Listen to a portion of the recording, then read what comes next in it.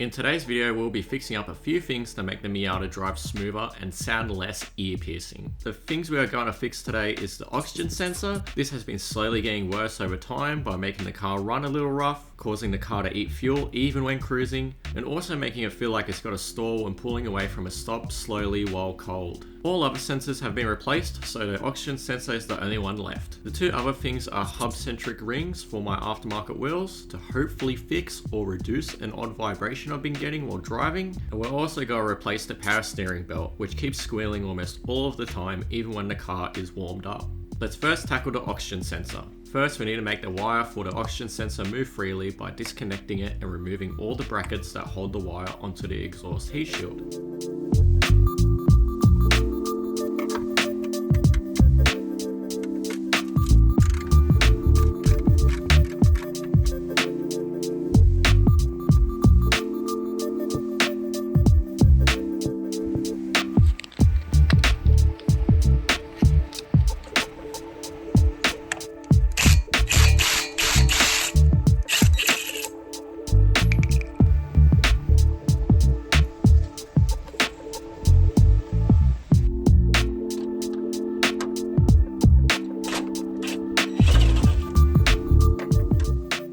Now that the wire is free to move, we can start impacting the oxygen sensor off with some sensor sockets, and also hand loosen it the rest of the way.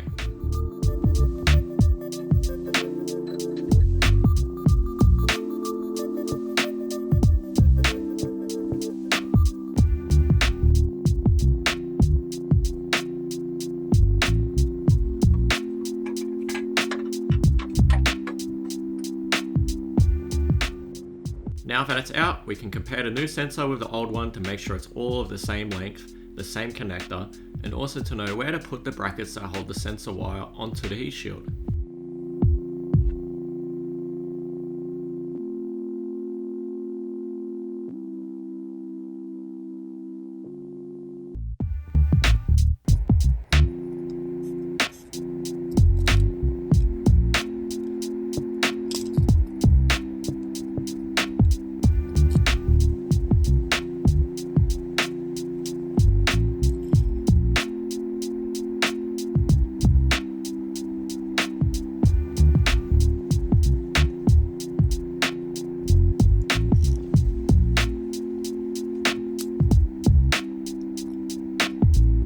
Reinstallation is the exact reverse of the removal of the old one.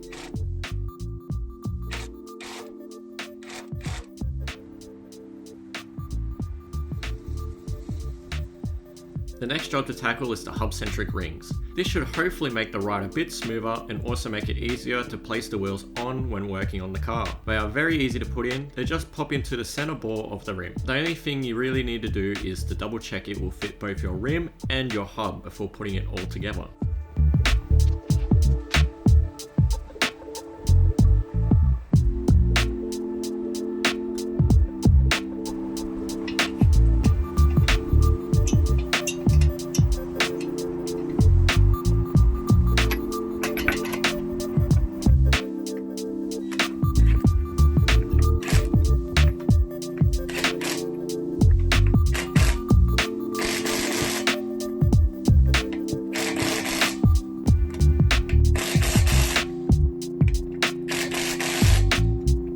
After it's all been put in, we torque the wheels down to 85 foot-pounds.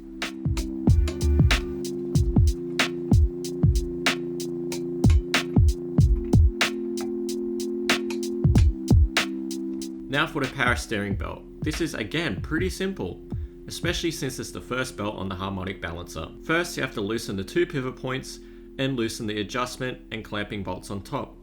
Then we can just pull the old belt out.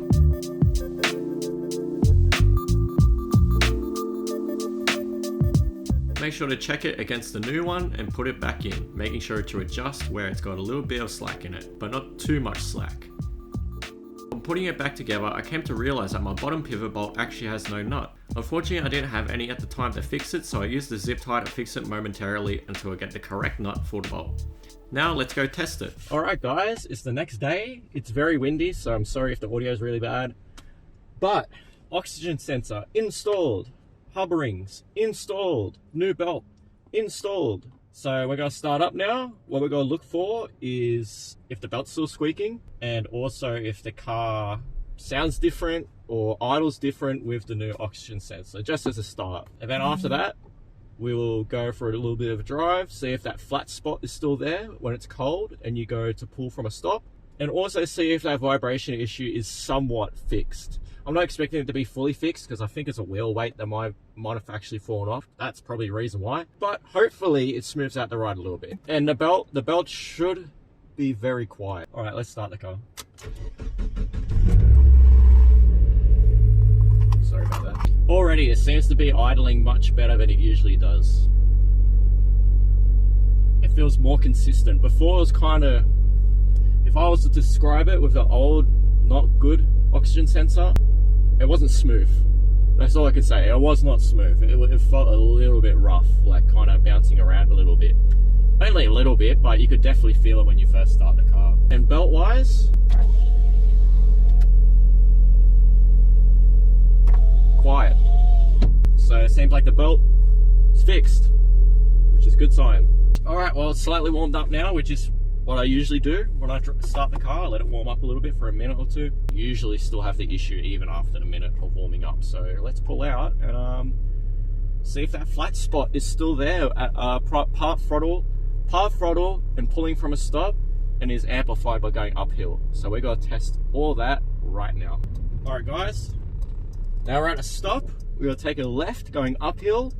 We're only going to use part throttle up the hill and see if that flat spot is still there. If it's still there, the car should try to stall itself. Hopefully it's fixed.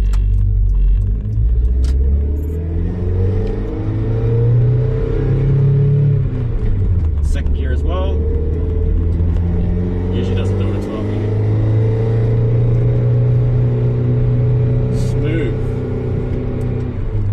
Smooth. Oxygen sensor has fixed the drivability issue I've been having at cold, and it even feels smoother.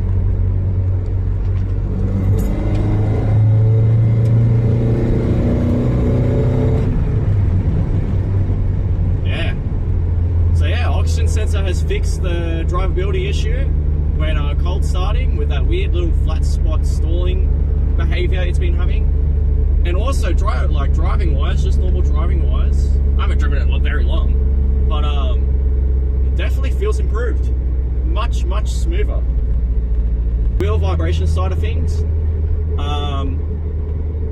it does feel improved. It's not fully gone. I can still feel it. I wonder if it's just could be drive shaft even. I've had a bunch of drive shaft for a couple of years, so yeah, it could be drive shaft as well. But overall,